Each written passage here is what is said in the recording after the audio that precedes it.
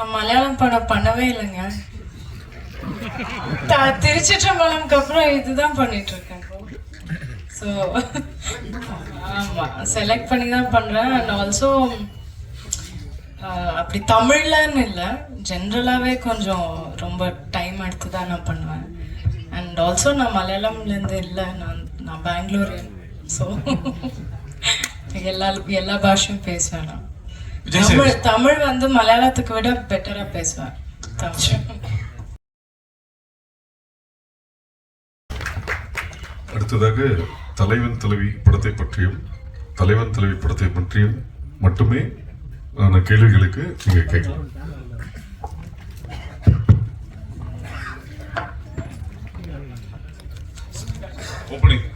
Sir சரி sir, இங்கே அந்த ஒன்றில் இதுக்கு 500 கிலோமீட்டர் பிரயாணம் பண்ணால் ஒரு 5-6 கிலோமீட்டர் மனசுலேயே நிற்கும், ஒரு 5-6 இடங்கள் நிற்கும் அப்படின்னு சொன்னீங்க.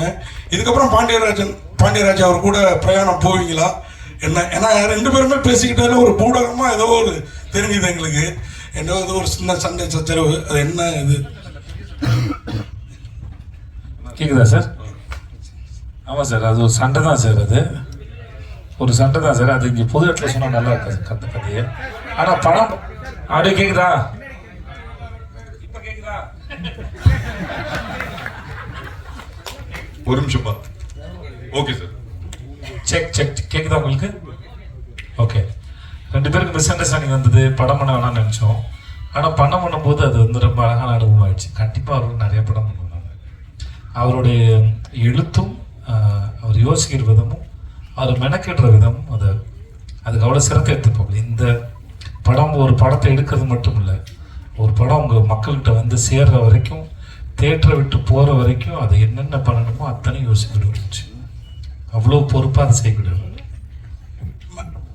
ஹீரோயின் மேடம் ஒரு கேள்வி, அதாவது நீங்கள் அருமையாக நடிப்பீங்க, நான் கூட ஏன் தொடர்ந்து பண்ண மாட்டேன், தமிழை விட மலையாளத்துக்கு அதிக முக்கியத்துவம் கொடுக்குறீங்களோ? ஏன்னா மலையாள ஆர்டிஸ்ட் மலையாளத்துலேருந்து வரவங்களாம் இங்கே சூப்பர் ஸ்டார் ஆகிடுறாங்க, அதாவது ஹீரோயின்ஸு இங்கேயே அப்படி செட்டில் ஆகிடுவாங்க. நீங்கள் மட்டும் தமிழில் ஒரு படம், ஒரு வருஷத்துக்கு ஒரு படம் அந்த மாதிரி தான் பண்ணுற மாதிரி தெரியுது, என்ன காரணம்? நான் மலையாளம் படம் பண்ணவே இல்லைங்க. திருச்சிற்றம்பலம்க்கு அப்புறம் இதுதான் பண்ணிட்டு இருக்கேன். ஸோ ஆமாம், செலக்ட் பண்ணி தான் பண்ணுறேன். அண்ட் ஆல்சோ அப்படி தமிழ்லன்னு இல்லை, ஜென்ரலாகவே கொஞ்சம் ரொம்ப டைம் எடுத்து தான் நான் பண்ணுவேன். அண்ட் ஆல்சோ நான் மலையாளம்லேருந்து இல்லை, நான் பெங்களூரியன். ஸோ எல்லா பாஷையும் பேசுவேன். நான் தமிழ் வந்து மலையாளத்துக்கு விட பெட்டராக பேசுவேன் தமிழ். விஜய் சேவி சார், இந்த பட தலைவின் தலைப்பு டைரக்டரும் பேசும்போது சொல்லிட்டாரு, டைவர்ஸை பற்றி நிறைய பேசுதுன்னு. கணவன் மனைவி ரிலேஷன்ஷிப் தான் அப்படிங்கிற மாதிரி தெரியுது. ஆமாம் சார், ஒரு 5 வருஷம் 10 வருஷம் ஆகிட்டுனா கணவன் மனைவிக்குள்ள ஒரு அண்டர்ஸ்டாண்டிங் வரும். இவங்க இப்படி தான் திருந்த மாட்டாங்க, நம்ம அட்ஜஸ்ட் பண்ணணும், விட்டு கொடுக்கலாம் அப்படின்னு கணவன் மனைவிக்கு ஒரு அண்டர்ஸ்டாண்டிங் வரும். இந்த புதுசாக வரவங்களுக்கு நிறைய சண்டை பிரச்சனை, அது இப்போ நிறைய டைவர்ஸ் ஆகுது. உங்களோட அனுபவத்தில் ரிலேஷன்ஷிப், கணவன் மனைவி ரிலேஷன்ஷிப் நல்லா இருக்குன்னா என்ன செய்யணும், எப்படி விட்டு கொடுக்கணும், என்ன மாதிரி போகணும்னு சொல்லுவீங்க சார்? முதல்ல இது வந்து இதுக்கு ஒரு பொதுவாக சொல்கிறது எது இருக்கான்னு எனக்கு தெரியாது. ஏன்னா அது 2 பேருடைய தனிப்பட்ட பர்சனல். ஓகே. ஆனால் சில சமயம் நம்மளாம் முடிவு எடுக்கிறோம்ல, மன்னிக்கலான்னு சொல்லுது, சில சமயம் சண்டை போடலான்னு தோணுது. அது டைம் கொடுத்து பார்க்கலான்னு இருக்குது, வேகமாக இல்லாமல் கொஞ்சம் டைம் கொடுத்து பார்க்கலான்னு இருக்குது. அதுவுமே அவங்களுடைய சொந்த இதுதானே முடிவு தானே வழியே வெளியிருந்து ஒருத்தர் சொல்ல முடியுது. பட் அவசரப்பட வேணாங்கிறது தான் அதிகபட்சம், வேற ஒன்று. கொஞ்சம் டைம் கொடுத்து பார்க்கலாமா அப்படிங்கிறது வேற ஒன்று இல்லை. விஜய் சேதுபதி சார், இப்போ நீங்கள் வந்து ஒரு மிகப்பெரிய பக்குவப்பட்ட நடிகர், இண்டஸ்ட்ரி பற்றி எல்லா விஷயங்களும் தெரியும். தெரியாது சார்? தெரியும். இல்லை நான் என்ன சொல்கிறேன்னா, ஒரு படத்துக்கு ஒரு நடிகர் கமிட் ஆகும்போது சம்பளம் வாங்குறீங்க, எல்லா வசதிகளும் இருக்குது. என்ன வசதி சார்? இல்லை படத்து அது உங்களுக்கு தான் தெரியும், நாங்கள் சொல்கிறேன் அப்புறம் சொல்கிறேன். நீங்கள் இல்லை என்னன்னா, படத்தில் நடிக்கும்போது கஷ்டங்கள் இருக்கும், நஷ்டங்கள் இருக்கும், சண்டை போட்டேன், இது பண்ணல, எனக்கு பிடிக்கல, ஒத்துக்கல அப்படிங்கிற விஷயம் மற்ற நடிகர்கள் சொல்லலாம். ஆனால் இப்போ நீங்களே வந்து கஷ்டப்பட்டு சண்டை ஆச்சு, மறுபடியும் சிறப்பாக நடந்துச்சு அப்படிங்கிற ஒரு மனநிலையும் சொல்கிறீங்க.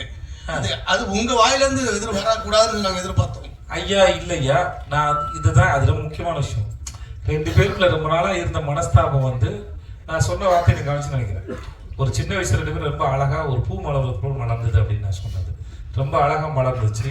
ஸோ இங்கே வந்து சண்டைகளும் ரொம்ப நாள் இல்லை, அது புரிஞ்சிக்காமல் இருக்குது. 2 பேரும் ஒரு நாள் புரிஞ்சுக்கும் போது அது தலைவன் தலைவர் மாதிரி ஒரு அற்புதமாக படமாக வளர்ந்து நிற்குதுன்னு அதை சொல்ல வருது. இது சொல்கிறது ஒரு பிரச்சனையும் இல்லை. இப்போ எங்களை சுற்றி எங்கள் 2 பேர் நடுவில் ஒரு 100 பேர் இருந்திருப்பாங்களா, 100 பேருக்குமே தெரியும். ஏன் இந்த படம் பண்ணும்போது பாண்டியராஜ் சட்டம் கேட்டிருக்காங்க, உங்களுக்கு விஜய் சேதுபதி செட் ஆகாது, நீங்கள் அவரோட படம் பண்ணுறீங்க. அப்போ 2 பேர் சமாதானம் ஆகிட்டு, 2 பேர் சமாதானம் கூட இல்லை. அப்படி ஒன்றும் சமாதானப்படுத்த அளவுக்கு ஒன்றும் இல்லை. நடுவில் நிறைய பேர் நிறைய பேசியிருப்பாங்க, ஏதோ சண்டைன்னு வச்சுக்கோங்களேன், அவ்வளோதான் வச்சுக்கோங்களேன். ஆனால் சொல்ல வந்த விஷயம் அதில் இல்லை. இப்படி இருந்தால் நாங்கள் ரொம்ப நேசிச்சு ரொம்ப அன்பாக அழகாக ஒரு படம் பண்ணியிருக்கோன்னு சொல்ல வந்தது தான் அதை சொன்னது. டைரக்டர் சார், இந்த படத்தில் வந்து டைட்டில் போட்டு காமிச்சிங்களா, அதாவது ஒவ்வொரு கேரக்டர் பேரும் வந்து புதுசாகவும் தமிழாகவும் இருந்துச்சு. எங்கேருந்து எடுக்கிறீங்க? இல்லை, நிறைய கேரக்டர் என் ஊரில் இருந்து எடுப்பேன். எங்கேயாவது ஒரு பயணம் பண்ணிக்கிட்டு இருக்கும்போது ஏதோ ஒரு புது பேர், பொதுவாக யாராவது சந்திக்கும் போது அவங்க பேர் என்ன அப்படின்னு கேட்போம்ல, அவங்க சொல்லும்போது அந்த பேர் புதுசாக இருந்துச்சு அப்படின்னா நோட் பண்ணி வச்சுக்குவேன். கேரக்டருக்காகவே கொஞ்சம் கதைக்காக எப்படி தேடல் இருக்குமோ அது மாதிரி கேரக்டருக்காகவுமே ஒரு இது இருக்கும். ஒரு தடவை ஒரு பயணம் பண்ணிக்கிட்டு இருக்கும்போது ஈரோடு போயிட்டு இருக்கோம். அங்கே வந்து ஒரு கண்ணீர் அஞ்சலி போஸ்டர் இருக்குது. அதில் வந்து யோசனைவதி அப்படின்ட்டு இருந்தது. பாலாஜி சக்திவேல் சாரும் நானும் ஒன்றா போயிட்டு இருந்தேன். பாண்டியராஜ் இங்கே பாருங்க, உங்கள் படத்தில் உள்ள கேரக்டர் மாதிரி இருக்குது அப்படின்னாரு. ஆமாம் சார். அப்புறம் யோசனைவதினி நான் நோட் பண்ணி வச்சுக்கிட்டு கேள்விப்பிள்ளை அக்கலாடிரங்களில் சிவகார்த்திகன் அம்மா பேர் யோசனைவதினு வச்சேன். அந்த மாதிரி சில பேர் வந்து சார் இந்த கேரக்டர் வந்து ஆவரணம் அப்படிங்கிற அந்த படத்தில் ஒரு கேரக்டர் இருக்குல்ல அப்படின்னா, நான் ஒரு இடத்துல பேசிக்கிட்டு இருக்கேன், சார் இந்த பொண்ணு பேர் ஆவரணம் சார், பேர் உங்கள் படத்து பேர் மாதிரி வித்தியாசமாக இருக்கு, வச்சுக்கோங்க சார் அப்படின்னாரு. அதை வந்து நோட் பண்ணிக்கிட்டேன். எங்கள் தோட்டத்தில் வந்து ஒரு அக்கா வேலை பார்க்கவங்க, அவங்க பேர் வந்து அஞ்சுமணி. அது போன இடத்துல வந்து தேவதர்ஷினி கேரக்டருக்கு வந்து அஞ்சுமணின்னு வச்சேன். அதனால் அங்கெங்கே கிடக்கிறத புறக்கி எடுத்துக்கிறது தான் சார். எனக்கு அந்த கடைக்குட்டி சிங்கத்தில் கண்ணுக்கிணியார் வந்து ரொம்ப பிடிச்சி வருது. அது ரொம்ப ரொம்ப அழகாக. அது பாண்டியன் பரிசு நாவல்ல இருந்து எடுத்த பேர் சார், சுட்ட பேர் சார். இப்போ இதுலேயுமே வந்து ஆகாச வீரன் பேர் வந்து எழுத்தாளர் இமயம் இருக்கார்ல, அவருடைய சிறுகதையில் அவங்க ஊர் குலதெய்வம் பேர் வந்து ஆகாச வீரன். அப்புறம் வந்து அந்த பேர் எனக்கு ரொம்ப பிடிச்சிருந்தது. அவருக்கு ஃபோன் பண்ணி கேட்டு அந்த சிறுகதையை நான் விலைக்கு வாங்கிட்டு அந்த ஆகாசன் வீரன் பேரையும் அந்த சிறுகதையில் உள்ள ஒரு சின்ன போர்ஷனையும் அந்த படத்தில் நான் பயன்படுத்தியிருக்கேன்.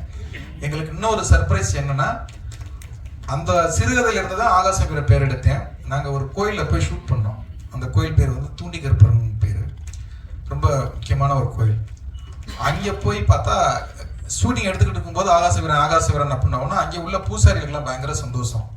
அந்த கோயிலில் உள்ள ஒரு பேரை பார்த்தோம்னா ஒரு விளக்கு மாடம் மாதிரி இருந்தது, அதில் ஆகாச வீரன் வம்சம் அப்படின்னு எழுதியிருந்தது. அந்த பேரைத்தான் நான் எடுத்து படம் பண்ணிட்டு இருக்கேன். டைட்டிலே ஆகாச வீரன்லாம் நான் எழுதினீங்களே, எல்லாரும் நிறைய பேர் எழுதியிருந்தாங்க, ஆகாச வீரன் தான் டைட்டில் அப்படின்றேன். அது எங்களுக்கு பயங்கர சர்ப்ரைஸாக இருந்தது. நான் எங்கேயோ எடுத்தது, எந்த இடத்துல போய் ஷூட் பண்ணுறோமோ அங்கேயும் ஒரு ஆகாச வீரன் பேர் இருக்கும்போது எங்களுக்கு பெருசாக நிறைய கனெக்ட் ஆச்சு. அப்படி தான் அங்கேருந்து எடுத்துக்கிறது தான். டைரக்டர் சார், கொத்து பரோட்டா வச்சு ஒரு பாடல் முழுக்க எடுத்திருக்கீங்க. எனக்கு சார் கொத்து பரோட்டாவை வச்சு ஒரு ஆமாம் சார் எடுத்திருக்கீங்க, நல்லா இருக்கு. ஆனா அந்த பரோட்டா அதிகமா சாப்பிட்டா சுகர் வரும்னு ஏதாவது ஜிகே சேர்த்து விட்டுருக்கீங்களா அவசரம்ல? ஆமாம், கார்டு வேணா போடலாம் சார். இல்லை, எதை சாப்பிட்டாலுமே பரோட்டா மட்டும் இல்லை சார். இன்னைக்கு சார் நம்ம அரிசி சோறு சாப்பிட்டா கூட சுகர் வருதுன்னெலாம் கிளப்பி விடுறாங்க சார். அதனால வந்து எல்லாத்துலேயுமே இன்னைக்கு உணவு வந்து ஒரு அரசியலாக மாறிடுச்சு. எல்லாத்துலேயுமே வந்து எதை அதிகமாக சாப்பிட்டாலும், பிரியாணி அதிகமாக சாப்பிட்டாலுமே பிரச்சனை வரும் சார். அரிசியோட மைதா அதிகம், வேணா பரோட்டா வரத்துல வேணா சொல்கிறேன், பரோட்டா அதிகம் சாப்பிடாது வேணா, சும்மா புகைப்பிடிக்காதீங்கன்னு கார்டு போடுறது மாதிரி வேணா பரோட்டா அதிகம் சாப்பிடாதுன்னு ஒரு கார்டு போடுறேன் சார். என்னன்னா சென்சாருக்கு அனுப்பிட்டேன் சார், வேணா ட்ரை பண்ணி பார்க்குறேன் sir. Director sir and hero sir, sir 2 பேருக்கும் ஃபர்ஸ்ட் வந்து இந்த ஸ்கிரிப்ட் எழுதும்போது விஜய் சேதுபதி சார் தான் வரணும், வந்தால் அவர்கிட்ட போய் நம்ம எப்படி அப்ரோச் பண்ணணும்னு சொல்லிட்டு ஒரு விஷயம் இருக்குது. ஏன்னா ஏற்கனவே நீங்கள் 2 பேருக்குள்ள சின்ன ஒரு விஷயம் நடந்து இருக்குது. அது எழுதும் போது என்ன உங்களுக்கு தோணுச்சு? அப்புறம் சார் உங்களுக்கு டேரக்டர் சார் கால் பண்ணும்போது உங்களுக்கு என்ன தோணுச்சு? இல்லை, நாங்கள் சண்டைக்கு அப்புறம் மிஸ்கிட் சாருடைய பிறந்த நாளில் ஒன்று சேர்ந்துட்டோம். அதனால ஏதோ விளையாட்டுக்கு ஆரம்பிச்சோம். தலைப்பே வந்து பண்ற சண்டைன்னு தான் வந்துருமோன்னு இருக்கு. சண்டை உண்மைதான், நடந்ததுதான். ஆனாலும் அறுவாள் அவர் எடுக்கல, நான் கத்தி எடுக்கல, துப்பாக்கி எந்த ஆயுதமும் எடுக்கல. நீ எப்படி நான் எப்படின்னு கையையும் நீட்டிக்கல. ஒரு சின்ன மனஸ்தாபம், அது பெரிய மனஸ்தாபமா மாறிச்சு. சரி, ஓகே, வாழ்க்கையில உங்களோட நானும் படம் வேண்டாம், நீங்களும் படம் பண்ண வேண்டாம், பிரிஞ்சுட்டோம். அன்பா தான் பிரிஞ்சோம், சண்டைகளும் அர்த்தம்லாம் இல்லை. அப்புறம் மிஸ்கின் சார் அவர் பிறந்தநாள் கூப்பிட்டாரு. அங்கே போயிருக்கும்போது பார்த்தா அவர் என்ட்ரி ஆகுறாரு. இப்போ இந்த மனுஷனை நம்மளை இப்போ எப்படி ஃபேஸ் பண்ணுறது, நம்ம விலைக்கு போயிடுமா நான் யோசிக்கிறேன். அவரும் அந்த மனநிலை வந்தாரா என்னன்னு தெரில. சரி ஹாய் சொல்லுவோமா இல்லை அப்படியே விலை ஓரமா, ஒரு ஈகோ இருக்கும்ல பொதுவாக மனிதனுக்குள்ள ஒரு ஈகோ இருக்கும்ல, அந்த ஈகோ எனக்கு கொஞ்சம் அதிகம் இருக்குன்னு வச்சுக்கல. ஓடிக்கிட்டே இருக்கு, கேக் வெட்டுவோம் அப்படின்னு மிஸ்கின் சார் கூப்பிடுறாரு. அப்புறம் அந்த கூட்டத்தோட மிங்கிள் ஆகிட்டேன். அந்த கூட்டத்துலேயே அந்த மனுஷன் நம்மளை பார்க்க போகிறான் அப்படின்ட்டு மிங்கிள் ஆகிட்டான். திடீர்னு பார்த்தா கேக் வெட்டிக்கிட்டு இருக்கும்போது ஒரு கை வந்து அப்படி கழுத்தோடு இழுத்துட்டு பார்த்தா திரும்பி பார்த்தா இவர் என்ன தலைவா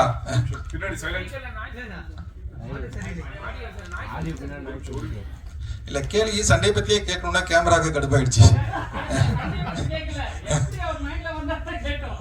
அதனால அந்த அந்த என்ன தலைவா அப்படி பண்ணிட்டீங்க அப்படின்னு சொல்லிட்டு அடுத்து ஒரு படம் பண்ணுவோமான அங்கேயே ஒன்று சேர்ந்துட்டோம். அது அவரே கேட்டுட்டாரு. இல்ல தலைவா அன்னைக்கு நீங்க கொஞ்சம் அப்படின்னு இல்லை நீங்களும் கொஞ்சம் அப்படித்தான் பேசுனீங்க அப்படின்னு. சரி ஓகே அடுத்து ஒரு படம் பண்ணுவோம் அப்படின்னா அப்புறம் கதையை வந்து நான் என் கேமராமேன்ட்ட சொன்னேன், இது சேது சார் பண்ணா தான் நல்லா இருக்கும்னா. சேது சாரோட அவன் வந்து நிறைய படங்கள் பண்ணியிருக்கான். அவன் உடனே ஃபோன் அடிச்சு பாண்டியராஜ் ஒரு சரியான கதை வச்சிருக்கான் கேளுங்க அப்படின்னா. ஓகே வர சொல்லுங்க எனக்கு ஒன்றும் பிரச்சனை. கதையை போய் சொன்னேன். ஒரு 20 நிமிஷம் தான் ஃபர்ஸ்ட் நான் கதைக்கு சொன்னேன். அப்போ வந்து ஒரு ஐடியா ஒரு இது இருந்தது. கேட்ட உடனே அந்த ஆகாச வீரன் பேரரசி பொற்சொல்வன் அந்த ஒரு 10 கேரக்டர் பேர் என்பதை அவர் ரொம்ப சார் சூப்பரா இருக்கு சார், பேரே ரொம்ப அழகா, ஒரு ரசிக்கிற விதம் இருக்குல்ல. ஒரு கதையை வந்து அவ்வளவு அழகா அதை ரிசீவ் பண்ணி அவ்வளவு அழகா ரசிச்சு சார் நான் அதை உடனே பண்றேன். அவர் மேனேஜர் குமார் சார் 2 பேரும் தான் கேட்டாங்க. அது கேட்ட உடனே ஒருத்தரை பார்த்து சூப்பரா இருக்கு நம்ம பண்ணிடுவோம் சார் அப்படின்னு. அப்படிதான் அது அன்பா அழகா ஸ்டார்ட் ஆகும்.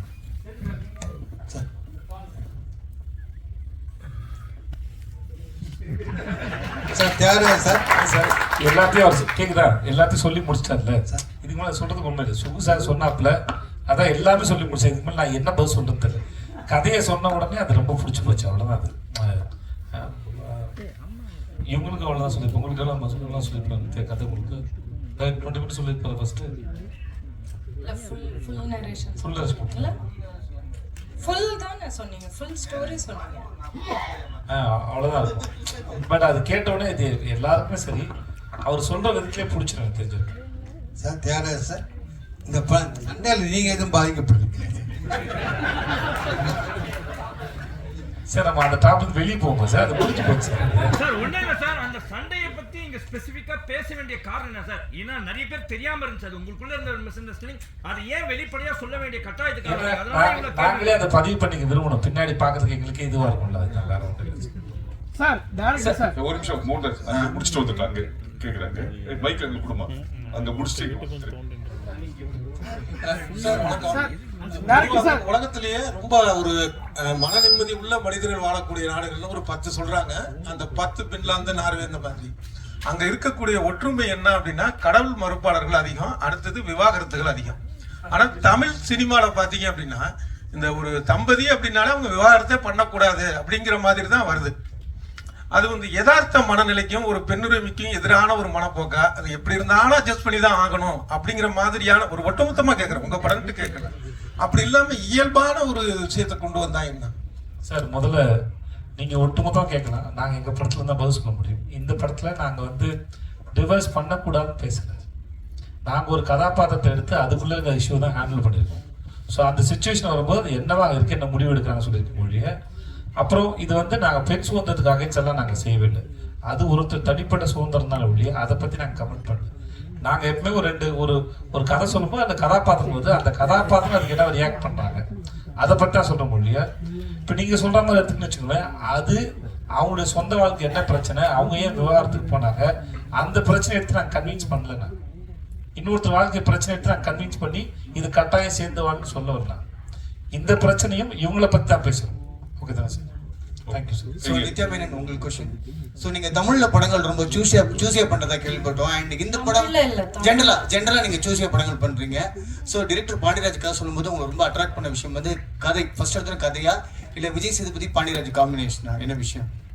இல்லை 100% கதை தான் எனக்கு ஃபர்ஸ்ட் முக்கியம். ஆனால் ஓகே. அண்ட் அதே மாதிரி நீங்கள் வந்து நேஷனல் வாங்கினதுக்கப்புறம் ஒவ்வொரு இயக்குநர்களும் கதை சொல்ல வரும்போது ஆரம்பிக்கிற விஷயம் என்ன, இந்த படம் பண்ணாலும் உங்களுக்கு கண்டிப்பாக ஒரு அடுத்த நேஷனல் அவார்டு கன்ஃபார்ம் அப்படின்னு ஆரம்பிக்கிறாங்களா, எப்படி ஆரம்பிக்கிறாங்களா?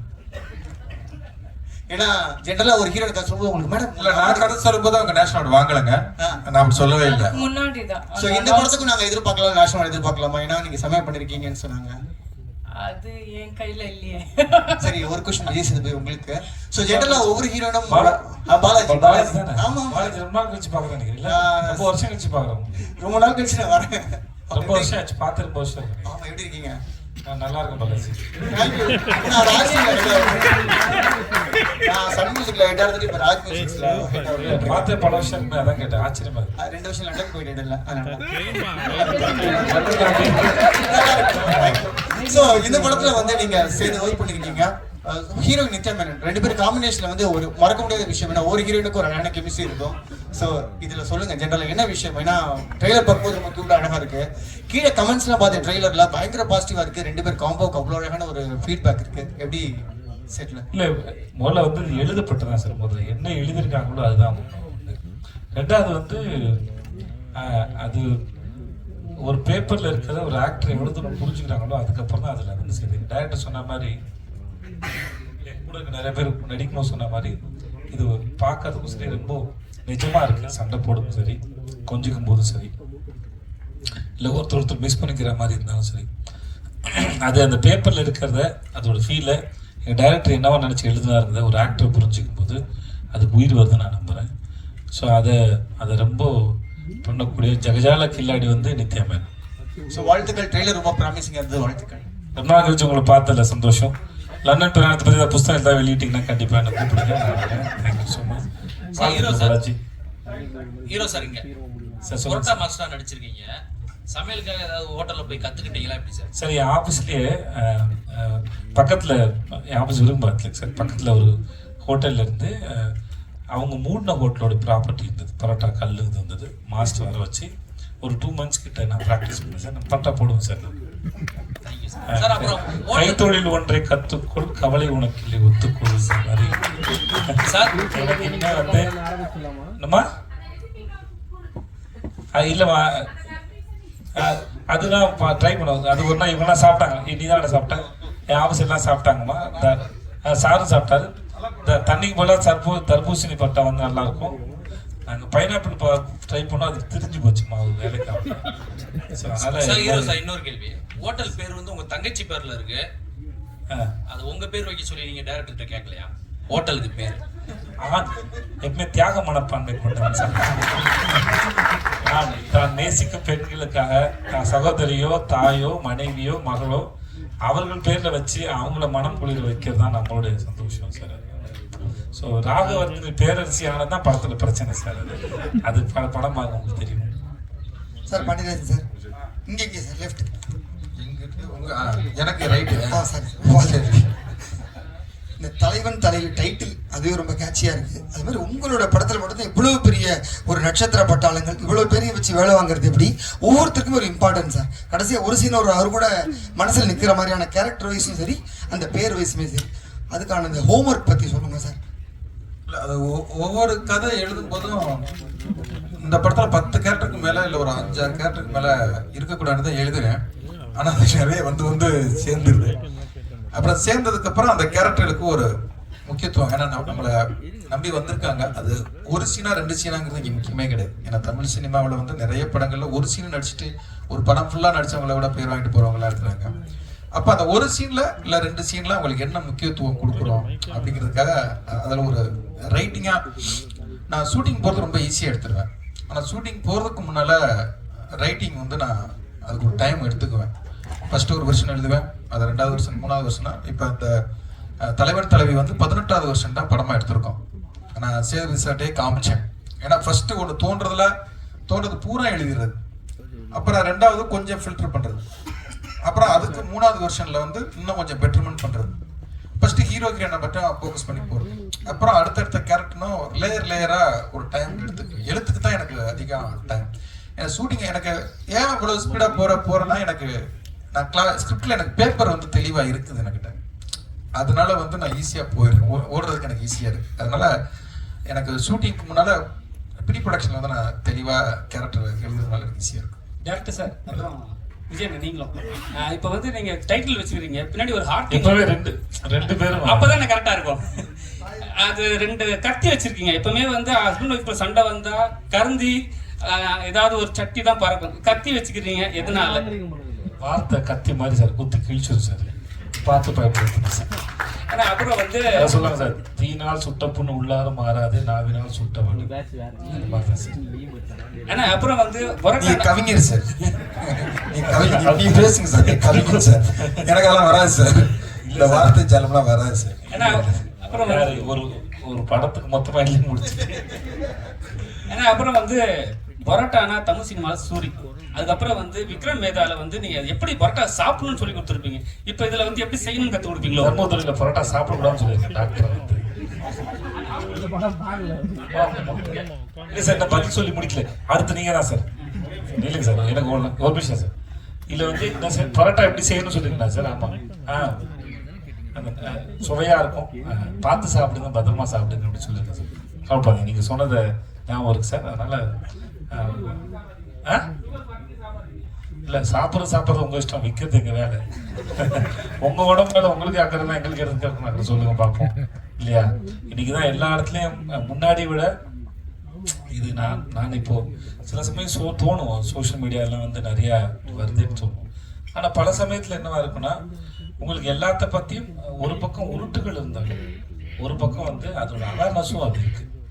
சாப்பிட்டா என்ன ஆகும், வயிற்றுக்கு இப்போ ரீசெண்டாக ஒரு இன்ஸ்டால ஒரு பார்த்து சார், வயிற்றுக்குள்ள நீங்கள் கண்டது போட்டு அமைச்சுன்னா வயிற்றுக்குள்ள இருக்கிற சாப்பாட்டுக்கும் வயிற்றுக்கு நடக்கிற இன்ட்ராக்ஷன் தான் ஒருத்தர் வீடியோ பண்ணிப்போம். அவர் பேர் மறந்துட்டு நான் ஒன்றுனா அதுக்கு மேலே கூல் ட்ரிங்க்ஸை குடிச்சு அதுக்கு மேலே சிகரெட்டை பிடிச்சி உள்ளே வந்து அது வயிற்றுக்குள்ள என்ன நடக்குதுன்னு இன்ட்ராக்ஷன்லாம் ஒரு இன்ஸ்டால ஒரு வீடியோ பார்த்தேன். ஸோ இப்போ வந்து நிறைய அவேர்னஸ் க்ரியேட் பண்ணுறாங்க உங்களுக்கு எல்லாத்த பற்றியும். அவர் வந்து பேசினார், ஒரு ஊரில் வந்து ஏதோ ஒரு நாட்டில் வந்து மன நிம்மதியோட இருக்கிறதுக்கான காரணம் ஸ்வீடன் சொன்னாங்க.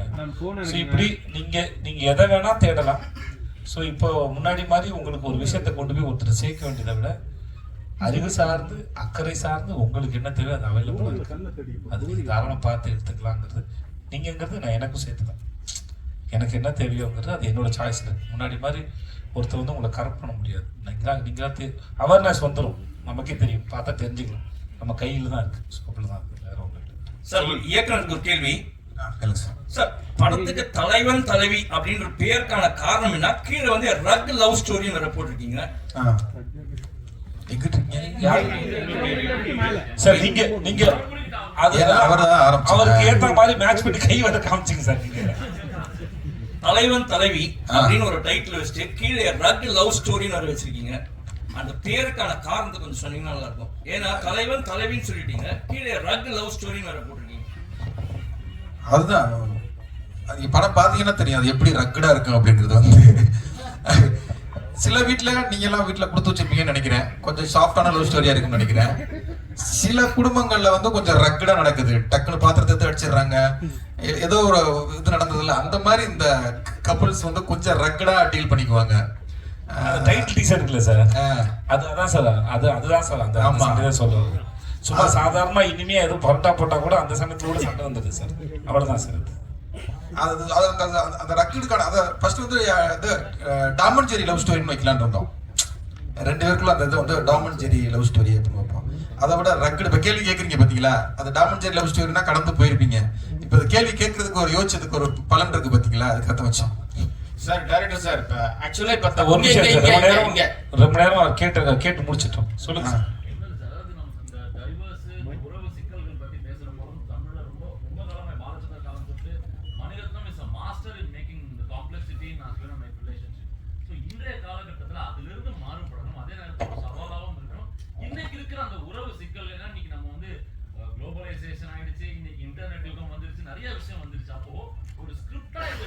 டிசைன் பண்ணணும் அப்படிங்கும் போது இருந்த சவால்கள் என்ன? எல்லாமே கிளீஷியா சொல்லுவாங்க, நாங்க பார்த்துட்டோம்ன்றாங்க. ஏன்னா எனக்கு ஓடிடிலையும் இது சார்ந்த கதைகள் வந்துருச்சு, இது சார்ந்த சீரியல்ஸும் பார்த்துட்டோம். திரையில விஷுவலா இதை வேறு விதமா காட்டணும்னா இருந்த சவால் என்ன? இல்லை, பொதுவாகவே இந்த மாதிரி ஒரு குடும்ப படம் எடுக்கிறோம்னாவே சீரியல் அப்படின்னு ஒரு விமர்சனம் எழுதிடுவாங்க, இல்லை கிளிசவா இருக்கு, கிரிஞ்சா இருக்கு அப்படின்னு சொல்லிடுவாங்க. ரொம்ப சவாலானது. அந்த மாதிரி ஒரு குடும்ப படம் எடுக்கிறது தான் ரொம்ப கஷ்டம். ரொம்ப அதை டீல் பண்ணுறது கொஞ்சம் விட்டோம்னா சீரியலாக மாறிடும், அது உண்மைதான். இந்த படமும் ஒரு கணவன் மனைவி உறவை எடுத்து பேசும்போது கொஞ்சம் விட்டோம்னா ட்ராமாவா மாறிடும். அதுதான் சொல்லல, ரைட்டிங் கூட டைம் எடுத்துக்கிட்டேன். அது நீங்க படம் பார்க்கும்போது தெரியும், நிறைய கனெக்ட் ஆகக்கூடிய விஷயங்கள் நிறைய வந்து அதுக்குள்ள இருக்கும். இன்னொன்னு இதை வந்து இப்போ நீங்க இந்த வருஷமே எடுத்துக்கிட்டீங்கன்னா பாத்தீங்கன்னா குடும்பஸ்தானா இருக்கட்டும், லப்பர் பந்தா இருக்கட்டும், டூரிஸ்ட் ஃபேமிலியா இருக்கட்டும், மாமன், எல்லாமே வந்து குடும்ப படங்களுக்குள்ள மக்கள் வந்து விரும்பி பார்க்க ஆரம்பிச்சிட்டாங்க. நிறைய உறவுகள் வந்து என்னதான் பிரிஞ்சிருந்தாலும் தனித்தனியா இருந்தாலும் அவங்களுக்குமே ஒரு திருவிழாவோ ஒரு கல்யாண அதுவோ ஒரு சடங்கோ ஒரு தேவைப்படுது. அந்த மாதிரி வந்து உறவுகள் வந்து என்னைக்குமே அது வந்து தவிர்க்கவே முடியாது. எத்தனை இன்னைக்கு இல்லை, அது பாசமலர் காலத்து மட்டும் இல்லை, கடைக்குடிசிங்க காலம், தலைவன் தலைவி காலம் கிடையாது. இன்னும் 10 வருஷம் சென்றும் இந்த படங்கள் ஜெயிச்சுக்கிட்டே தான் இருக்கும். ஏன்னா நம்ம எல்லாருமே எமோஷனல் இடியட்ஸ் தான். எமோஷனலுக்கு நம்ம அட்டாச் பண்ணிடுவோம். இப்போ நான் சமீபத்தில் வெளியில் வந்து ஃபாரின் போயிருந்தேன். அங்கே 2 டால்ஃபினை வச்சு ஒரு ஷோ பண்ணியிருந்தாங்க. அந்த டால்ஃபின் வந்து அது உணவு அந்த டைம் வரைக்கும் போட்டு கொடுக்காம வச்சிருப்பாங்க போல. அந்த 2 மீனை தூக்கி போடுவாங்க, அந்த டப்புக்குன்னு பிடிக்கும். அதுக்கப்புறம் ஒன்று சொல்லுவாங்க, அது போய் டைவ் அடிக்கும், பலூனை கொண்டாந்து மேலே போடும். ஒரு ஷோ பண்ணிக்கிட்டே இருக்காங்க. ஆனால் ஒவ்வொரு தடவை அதை பண்ண அந்த 2 மீன் பீஸை தூக்கி போட்டுக்கிட்டே இருப்பாங்க. அந்த மீன் பீஸுக்காக அது அவங்க சொல்றது பூரா கேட்குது. அது பயங்கர எமோஷனா இருந்தது. அது 2 பேரை அதோடைய மூக்கில் வச்சுக்கிட்டு அதை தலையில வச்சுக்கிட்டு சல்லுன்னு கொண்டு போயிட்டு இருக்கு. அந்த சீன்லாம் பார்க்கும்போது எனக்கு பொல பொண்ணு கண்ணீர் கொட்டிருச்சு. ஏன்னா அவ்வளவு எமோஷனா இருந்தது. திரும்பி பார்க்கறேன், அங்கே ஒரு ஃபாரின் லேடி அவங்க அழுதுகிட்டு இருக்காங்க. அதுதான் எமோஷன். அப்போ எமோஷன் வந்து நீங்க டைட்டானிக் ஜெயிச்சதா இருக்கட்டும், அவதாரம் ஜெயிச்சதா இருக்கட்டும், இப்போ இன்னைக்கு குடும்பஸ்தான் ஜெயிக்கிறதா இருக்கட்டும், எமோஷன் வந்து எப்பவுமே நமக்கு வந்து முக்கியமானது. நம்ம எல்லாருமே வேர்ல்டு வைட் அது கனெக்ட் ஆகும். அது இந்த படத்துல நிறைய கனெக்ட் ஆயிருக்கு. அதான் ஷூட்டிங் பாக்குறவங்க எல்லாருமே வந்து இது எங்க ஸ்டோரி, இது எங்க அண்ணன் கதை மாதிரி இருக்கு அப்படின்னு. அப்ப நம்ம ஈஸியா அந்த குடும்பத்துக்குள்ள வந்துடும்ல, அதை கண்டிப்பா ஜெயிக்கிறதுக்கான எல்லாமே இருக்குது. சார் இயக்குனர் சார், இங்க கோடங்கி பேசுறேன். வணக்கம். நல்லா இருக்குல்ல? நல்லா இருக்கேன் சார். சார் ஆக்சுவலா வந்து இப்போ தமிழ் சினிமாவுடைய சமீபத்திய ட்ரெண்ட் என்னன்னா பேன் இண்டியா ஃபிலிம், இல்லைன்னா வந்து பயங்கரமா அடிதடி, வெட்டு குத்து, ரத்தம் எல்லாமே பாத்தீங்கன்னா அந்த மாதிரியான படங்களா போயிட்டு இருக்கும்போது நீங்க பெரும்பாலும் ஃபேமிலி அஃபெக்ஷனாவே நிறைய படங்களை கொண்டு போயிட்டு உறவு விஷயங்களை, உறவு சிக்கல்களை எப்படி நம்ம வந்து ஒருத்தருடைய அந்த அஃபெக்ஷன் எப்படி அப்படின்றத தொடர்ந்து பண்ணிட்டே வரீங்க. இன்னைக்கு இருக்கிற தயாரிப்பாளர்களும் இந்த மாதிரி உறவு சிக்கல் படம் இல்லைன்னா வந்து ஒரு ஃபேமிலி அஃபெக்ஷன் படம் எடுக்கிறதுக்கு தயாராகவே இல்லைன்னு தான் சமீபத்திய படங்கள் நமக்கு உணர்த்துது. பெரிய பிரபலங்கள் விஜய், நம்ம சேதுபதி அவர்கள் மாதிரிலாம் பெரிய நடிகர்கள்லாம் பெரும்பாலும் பாத்தீங்கன்னா அவங்க ஒத்துக்கிறாங்க, எல்லா படத்துக்கும் ஒத்துக்கிறாரு. அதாவது என்னன்னா நல்ல கண்டென்ட் இருந்தா ஒத்துக்கிறாரு. மற்ற பெரும்பாலான நடிகர்கள் வந்து பேன் இண்டியாவா இருக்கணும், அந்த லாங்குவேஜ் இந்த லாங்குவேஜ் எல்லாரையும் போட்டுட்டு இருக்காங்க இல்லையா. இந்த கதையை இவ்வளவு ஒரு நல்ல ஒரு ரிலேஷனா கரெக்டா ஃபேமிலியா இருக்கிற அஃபெக்ஷன் கதையை எப்படி தயாரிப்பாளரை எப்படி நீங்க இம்ப்ரெஸ் பண்ணீங்க? இந்த கதையை எப்படி வந்து சார் ஒத்துக்கிட்டார் தயாரிப்பாளர் சார்?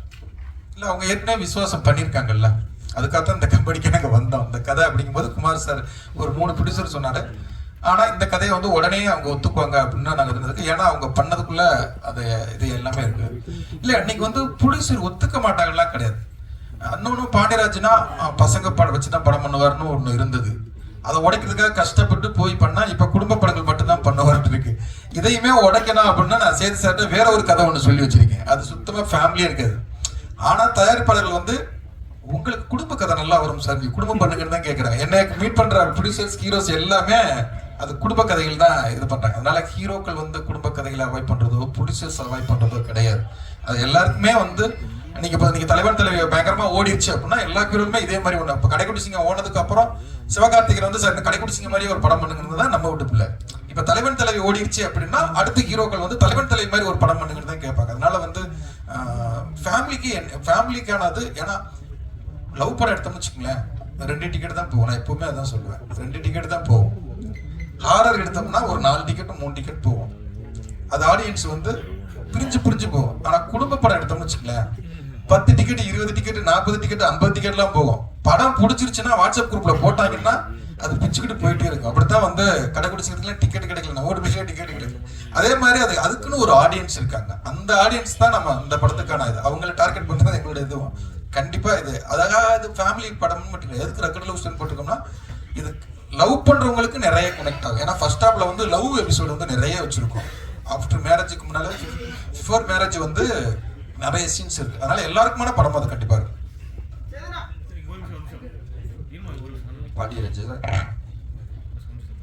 பாண்டியராஜ் சார், நம்ம ஊரு கிளிக்கு கவலைப்படாத நீங்க டால்பினுக்கு கவலைப்பட்டிருக்கீங்க.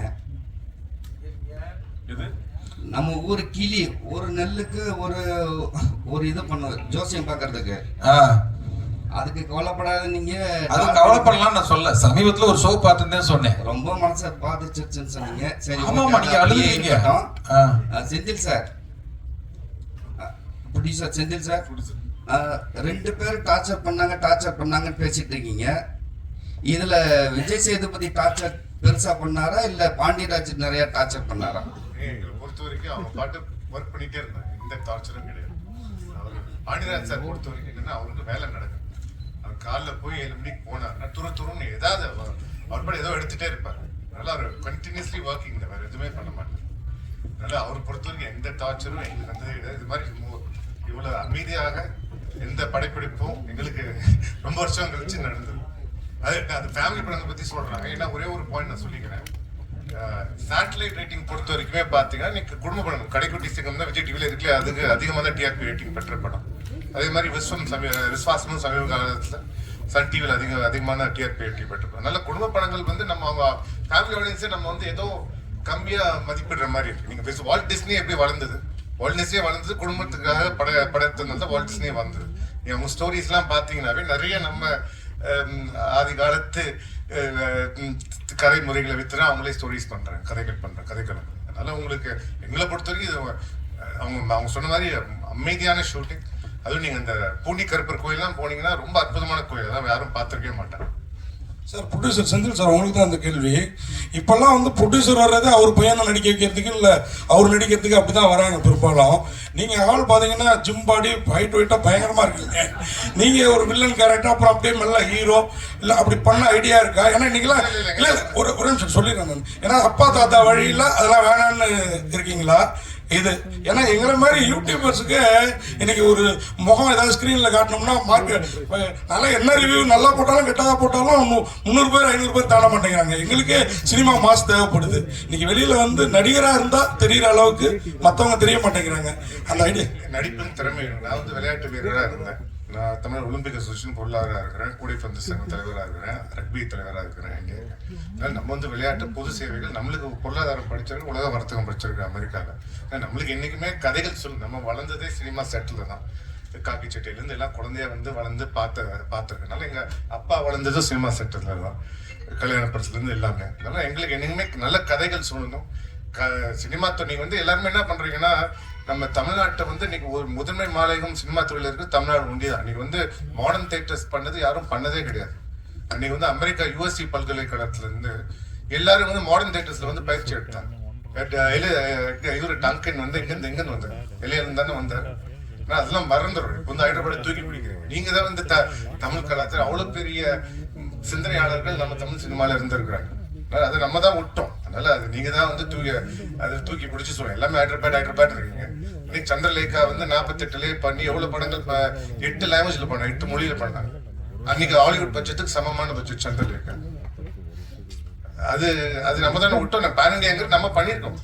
ஒன்றும் இல்லை. இப்போ வீனஸ் பிக்சர்ஸ் அவருக்கு வந்து அவர்களே அவர் வந்து பாலுபலிக்கு இது ராஜ்குமார் படத்தை வச்சு இங்க வந்து ஊருக்குள்ள பண்ணியிருக்காரு. அதே வந்து தெலுங்குல வந்து மஞ்சியோட ஏனார் வச்சு பண்ணியிருக்காரு. அம்ஷக் வந்து ராஜேஷ் கண்ணா வச்சு பண்ணியிருக்காரு. அதே மாதிரி அமர் தீபம்ங்கிற படத்தை இந்தியில அப்போ தேவானந்த் வச்சு எடுத்திருக்காங்க சிவாஜி ஃபிலிம்ஸோட சேர்ந்து. ஸோ நிறைய விஷயம் நம்ம பண்ணிடுறோம். நம்ம தான் வந்து பழைய கதையை நம்ம தூக்கி பிடிக்கலாம். ஹைதராபாத்காரங்க தூக்கி பிடிக்கிறாங்க, நம்ம பண்றது கிடையாது. அதான் விஷயம். சார், சரி சார், உங்களுக்கு ஒரு கொஸ்டின்.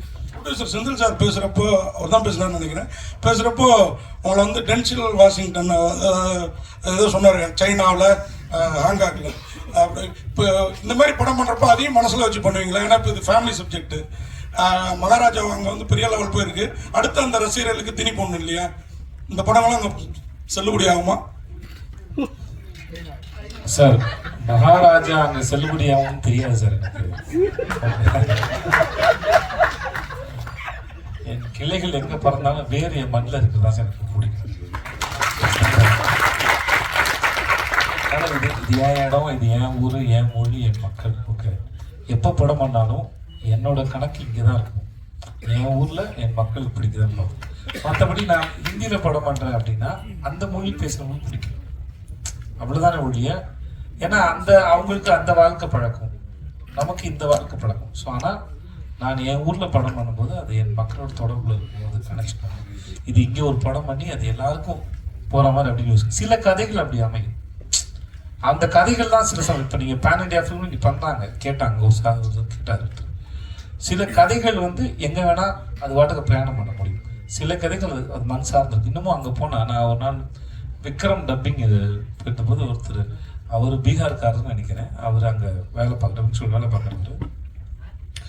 அவர் கருப்பன் படத்தை வந்து ஃபோனில் தீவிரம் பார்த்துட்டு இருக்காரு. ஏன்னா அதோட அப்போ ஏன்னா அப்போ என் படத்தை பார்த்துருந்தாரு, என்னை பார்த்தோன்னே சொன்னாப்புல உங்கள் படத்தை பார்த்துருக்கேன்னு சொன்னார். ஏன்னா நம்ம எந்த படத்தையும் வந்து அதோட ரூட்டடாக அதோட மனசார்னு சொல்லும்போது அது எல்லா இடத்துலையும் கரெக்ட் ஆகும். அதுக்கு இப்போ நம்ம காந்தாரை பார்க்கணும், அவன் எல்லாம் பிடிச்சிருந்ததில்ல. அது அங்கே இருக்கிற எனக்கு அது மாதிரி அந்த நாட்டார் தெய்வத்தை பற்றி தெரியாது, ஆனால் அந்த படம் பார்க்கும்போது எனக்கு அது அவ்வளோ கரெக்ட் ஆச்சு. இந்த மாதிரி எந்த ஊர் கதையாக இருந்தாலும் சரி, அது அந்த ஊரோட முழுக்க உயிரோடு இருக்குது, அந்த மண் சார்ந்து இருக்குன்னா அது உலகத்தில் எங்கே வேணால் போய் சேரும். ஏன்னா குமாரா சார் ஒன்று சொல்லுவார், லோக்கல் தான் ஃபாரின், அந்தந்த ஊரோட லோக்கல் தான் ஃபாரின் இல்லையா. உணர்வு சம்பந்தப்பட்ட படம் இல்ல, உணர்வு சம்பந்தப்பட்டதுனால கேட்கிறோம். இந்த யூடியூப் ரிவ்யூலாம் வந்த பிறகு இல்ல சார், இது உணர்வு சம்பந்தப்பட்ட படம். சரி, உணவும் இருக்கனால கேட்கிறோம். இந்த யூடியூப் ரிவ்யூலாம் வந்த பிறகு குழந்தைகள் வீட்டுல வந்து சாப்பாடு அது என்னென்னமோ சாப்பிடுறாங்க, வயிறு பிரச்சனை, ஒபிசிட்டி. சென்னையில நீங்க பாத்தீங்கன்னா அவ்வளவு பிரியாணி கடைகள் அவ்வளவு வந்துட்டு, இதை பத்தி என்ன நினைக்கிறீங்க? ரெண்டாவது உங்க உணவு முறை என்ன கொஞ்சம் சொன்னீங்கன்னா. இல்ல சார், ஒண்ணு வந்து இது இப்ப முன்னாடி பதில் சொல்லிட்டேன், அவங்க குடும்பத்து மேல அவங்க எடுத்து அக்கறாங்க சார். வெளியே இருந்து யாரோ வந்துலாம் அவங்கள வந்து கெடுக்கிறதா ஸ்பாயில் பண்ண முடியாது, அது நம்ம எடுக்கிறது தானே சார் முடியும். சாய்ஸ் உங்களோட தானே. இன்னைக்கு போய் சாப்பிடலாம் வேணாமா, என் குழந்தைக்கு இது வாங்கி கொடுக்கலாம் வேணாமா, இல்லை நான் சாப்பிடலாம் வேணாமா அப்படிங்கிறது நான் தானே தேர்ந்தெடுக்கிறேன். வேறு இவ்வளோ கடைகள் வந்தாலும் என்ன நடந்தாலும் நம்ம தானே முடிவு எடுக்கிறோம். அதை வந்து நாங்கள் படம் எடுக்கிறோம், படம் வந்து எடுத்து உங்களை பார்க்க சொல்லி இன்வைட் தான் பண்ணுறோம். படம் பார்க்கறது உங்களோட சாய்ஸ் தானே. இந்த மாதிரி தான், இது யாரையும் கெடுக்கலாம் முடியாது. விஜய் அண்ணா லாஸ்ட்ண்ணே, கடைசியாக முடிச்சுக்கலாமா? ஆமா லாஸ்ட்ண்ணே. அண்ணா இப்போ ஓகே, உங்களோட முடிச்சுக்கலாமா? Okay sir. ஏன்னா இப்போ வந்து எப்பவுமே வந்து நல்ல விஷயம் பண்ணா கூட இப்போ இருக்கிற ஜென்ரேஷன் வந்து ட்ரால் பண்றாங்க, சரிங்களா? ட்ரால் பண்ணி அதை வந்து அவங்க வந்து தப்பான விஷயத்த கொண்டு போறாங்க. அவங்களுக்கு ஏதாவது அட்வைஸ் பண்ண வேண்டியதா என்ன சொல்லுங்க? அப்படிலாம் ஒன்றும் இல்லை சார். முதல்ல வந்து யாருக்கு அட்வைஸ்லாம் பண்ண தேவையில்லை. அவங்க இப்போ பண்ண வேலையை மட்டும் ட்ரால் பண்ணல, முன்னாடி பழைய படங்கள் பழைய விஷயங்கள்லாம் எடுத்து கூட ட்ரால் பண்ணிட்டு தான் இருக்காங்க. மேபி இது இப்போ இருக்கிற ஒரு நையாண்டின்னு வச்சுக்கோங்க. நம்மளும் இதெல்லாம் சின்ன வயசுல வேற ஃபார்ம்ல அதை கிண்டல் பண்ணியிருப்போம், கார்ட்டூனாக இருந்திருக்கும், எல்லாம் பேசியிருப்போம், கிண்டல் பண்ணிப்போம். அதெல்லாம் நடக்கிறது தான். அது அங்கங்கே இருக்கிற ஒரு வாழ்க்கை, அது அந்த காலகட்டத்தில் அது வேற ஒரு பரிணாமத்துக்கு போதே ஒழிய அது இல்லாத ஒன்று எல்லாம் கிடையாது. நம்ம எல்லாத்தையும் இருக்கிறது ஒன்று தான். நம்ம ஒன்று பண்ணணும், நீங்கள் இது இப்படி தான் பார்க்கணும்னு சொல்ல முடியாது. பொது வெளியில நம்ம வெளியிடுறோம், அது அவங்க வேற ஒரு கோணத்தில் பார்க்குறாங்க, அதையும் சில பேர் ரசிக்கிறாங்க, சில பேர் விமர்சனங்கள் பேர்லையும் சில பேசுவாங்க. அது அவங்களுடைய பாயிண்ட் ஆஃப் வியூ, அதுக்கு எல்லாரும் பதில் சொல்ல முடியாது. நீங்கள் இப்படி தான் என் படத்தை பார்க்கணும்னு சொல்ல முடியாது. அவர்களுக்கு நான் படம் எடுத்து கொடுத்துட்டோம், இல்லை ஒரு வேலையை செஞ்சு முடிச்சிட்டோம், இல்லை சமையல் செஞ்சு கொடுத்துட்டோம். மற்றபடி அதை டேஸ்ட் பண்ணுறாங்களோ பார்க்குறவங்களோ அது அவங்களுடைய கருத்து. அதை இப்படி இருக்கணும் அப்படின்னு சொல்கிறது என்னோட வேலை. மேபி அவங்க சொன்னாங்கன்னா எங்கள் படத்தில் அது இருக்கு போல இருக்குது அப்படின்னா அப்போ நம்ம சரி பண்ணிக்க தான் முயற்சி பண்ண முடியும். இதுக்கு முன்னாடி சொன்ன ஊர் வாயை மூட முடியாது, உளவாயை தான் மூடலாம். அதனால சார் நம்ம கிட்ட இருந்து வேற விமர்சனங்கள் ஓகே, நம்மள என்ன சரி பண்ணிக்கலாம், பெட்டராக பண்ணலாம். லாஸ்ட் கொஸ்டின் லாஸ்ட் முடிச்சு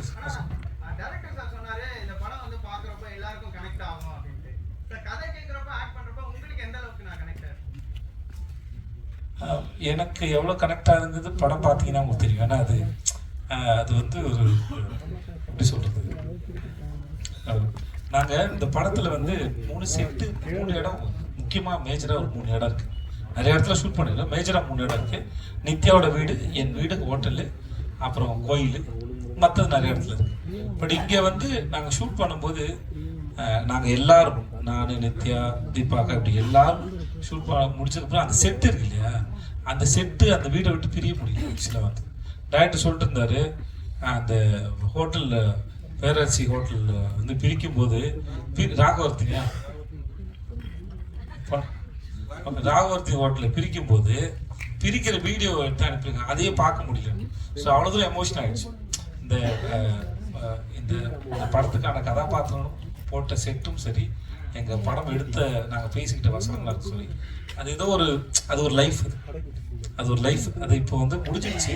பட் எங்கள் ஞாபகங்களில் மட்டும் அது இருக்குது வந்து ரொம்ப நல்லா இருக்குது. ஒரு அழகான அனுபவமாக இருக்கும். அதான் முன்னாடி சொன்னேன், ஒரு நம்ம நீண்ட தூர பிரயாணத்தில் இப்போ நான் இவ்வளோ 50 படம் பண்ணியிருக்கேன்னா அதில் எனக்கு முக்கியமான சில இடங்கள் ஞாபகங்களான சில இடங்கள் இருக்கும்.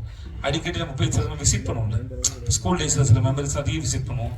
என் பள்ளிக்கூடம் சைடு போகும்போலாம் ரீவிசிட் பண்ணுவோம். இப்போ நான் தூண்டிகருப்பு கோயில் போனாலோ, அழகர் கோயில் பக்கத்தில் போனாலோ, இல்லை அந்த ஆனமலை பக்கத்தில் போனாலோ, இந்த மனசு உடனே போயிட்டு இந்த இடத்துக்கு ஒரு ரவுண்ட் எடுத்து அந்த பிரயாணத்துக்கு ஒரு ரவுண்ட் வச்சுட்டோம். அது ஷூட் முடிச்சுட்டு நான் வேறு எதுக்கு மதுரைக்கு போனேன். கரெக்ட், நான் வெப் சீரிஸ் ஷூட்டுக்கு போனேன். அப்போ அவருக்கு ஃபோன் பண்ணேன், சார் நான் மதுரைக்கு வந்துட்டேன், ஹோட்டல் தங்கியிருக்கேன், அதே ஹோட்டல் தங்கியிருக்கேன் சார், நான் நாளைக்கு காலைல நம்ம ஷூட்டுக்கு போவேங்கிற ஆர்வத்திலே மனசு இருக்குது சார் அப்படின்னு சொன்னேன். ஸோ அந்த அளவுக்கு இந்த கதையும் வேலை பார்த்த அனுபவங்களும் அப்படின்றது ரொம்ப நன்றி. Sir director sir, sir director sir, ஒரே ஒரு லாஸ்ட் கொஸ்டின் சார், லாஸ்ட் ஒரே ஒரு கொஸ்டின். சொல்லுங்க சார் இந்த மாதிரி கடைசி கேளுங்க சார், கேளுங்க சார். சார் இல்லை, இப்போ 10 படங்கள்ல வந்து ஹீரோயின்ஸை வந்து எனக்கு விருப்பமே இல்லாமல் நான் கேஸ்ட் பண்ணேன் அப்படின்னு சொல்லியிருந்தீங்க. ஸோ அப்போ அந்த நிறையா ஹீரோயின்ஸ் பண்ணியிருக்காங்க. பிரியங்கா மோகன் மேடம் ஆகட்டும், ஷாயிஷா மேடம் ஆகட்டும், கேத்ரின் தெரசா மேடம் ஆகட்டும். ஸோ எல்லாரையுமே நீங்கள் விருப்பமே இல்லாமல் தான் கேஸ்ட் பண்ணீங்களா, இல்லை ப்ரொடக்ஷன் சைட்லேருந்து கொடுத்ததுனால நீங்கள் பண்ணீங்களா? இல்லை விருப்பமே இல்லாமல் அப்படி இல்லை. நம்ம நினைக்கிறது ஒன்றா இருக்கும். அவங்க சம்பளம் ரீதியாக ஒரு பிரச்சனையாக இருக்கலாம், அவங்க கால் ஷீட்டு பிரச்சனையாக இருக்கலாம். அந்த மாதிரி அமையாமல் இருந்தது. மற்றபடி விருப்பம் இல்லாமலாம் ஒர்க் பண்ணுறது கிடையாது. எல்லா கேரக்டரும் ஹீரோயின் மட்டும் கிடையாது. இப்போ இந்த படத்தில் வந்து அரசாங்க கேரக்டர் வந்து செம்பன் நத்து பண்ணியிருக்காரு. ஃபர்ஸ்ட் வந்து நாங்கள் பேசினது வந்து மிஸ்கின் சார். அவர் ட்ரெயின் படத்துக்கு ரிலீஸுக்காக அவர் ஃபைனல் இருக்கிறதுனால அவரால் அந்த படத்தில் பண்ண முடியல. அவர் இல்லையே அப்படிங்கிறது வந்து அவர் பண்ணிட்டா வேற ஒரு இதுவாக இருக்கும். ஆனால் இதில் வந்து செம்பன் நத்து இன்னும் அவர் ஒரு இதில் அழகாக பண்ணியிருக்காரு. அதனால வந்து ஐயோ மிஸ்கின் சார் இருந்திருந்தா இன்னும் அப்படி இல்லை, இவர் ஒரு வித்யாவுடைய அப்பாவா வேற மாதிரி அழகா பண்ணிட்டார். அதனால எல்லா கேரக்டரும் ஹீரோயின் மட்டும் கிடையாது, எல்லா கேரக்டர்லுமே நினைச்சது அமையாது. இதுல அவனுக்கு எல்லாமே நினைச்சது. இந்த படத்துலயும் மிஸ்கின் சார் அமையாத ஒரு இதுதானே. அதனால அப்படிலாம் இல்லை, எல்லாருமே விருப்பப்பட்டு தான் இது பண்ணேன். பிடிக்காத ஹீரோயின் அப்படின்னு எதுவும் எழுதிட வேண்டாம். அதே மாதிரி தயாரிப்பாளர்களே எதுவும் எழுதிட வேண்டாம். அது வந்து அமைகிறது தான், கால்ஷீட் பிரச்சனை இருக்கலாம். அனைவருக்கும் நன்றி. ஒரே ஒரு நிமிஷம், ஒரே ஒரு எல்லா ப்ரெஸ்ஸுக்கும் ஒரே ஒரு. இவர் பேர் ரோகன். இவர் வந்து இந்த படத்துல தம்பி கண்ணா அப்படிங்கிற கேரக்டர்ல விஜய் சேதுபதி சாருடைய தம்பியா இந்த படத்துல நடிச்சிருக்காரு. நல்ல ஒரு திறமையான பையன். நல்ல ஒரு இடத்துக்கு வரக்கூடிய எல்லா திறமைகளும் எல்லாமே இருக்குது இந்த படத்துல. என்னால் முடிஞ்ச அளவுக்கு அவர் கேரக்டரா கொஞ்சம் இருந்த கேரக்டரை விட அவருடைய நடிப்பை பார்த்துட்டு கொஞ்சம் டெவலப் பண்ணியிருக்கோம். எங்களுக்கு எப்படி சப்போர்ட் கொடுப்பீங்களோ அதே மாதிரி ரோகனுக்கும் சப்போர்ட் கொடுங்க. கண்டிப்பா இவன் வந்து ஒரு நாள் இதே ஸ்டேஜில் ஹீரோவா அவங்க முன்னால் நிற்பான். இப்பவே அதை அங்கீகாரம் கொடுங்க. நன்றி. இப்போ தேங்க்யூ. உங்க வந்து எல்லாருக்கும் நன்றி. கான்ட்ரவர்சி எதுவும் கொடுத்துறாங்க. 3 வருஷத்துக்கு அப்புறம் வருது படம். சேது சாருக்கும் எனக்கும் சண்டை மட்டுமே எழுத வேண்டாம். அது ஒரு சின்ன சாப்டர், பெரிய சாப்டர் நிறைய இருக்குது. அதனால படம் ப்ளஸ் ஷோக்கு அப்புறம் உங்களை எல்லாரையும் சந்திக்கிறோம். ரொம்ப நன்றி. ரொம்ப நல்லா இருந்தது. ரொம்ப நன்றி. தேங்க்யூ.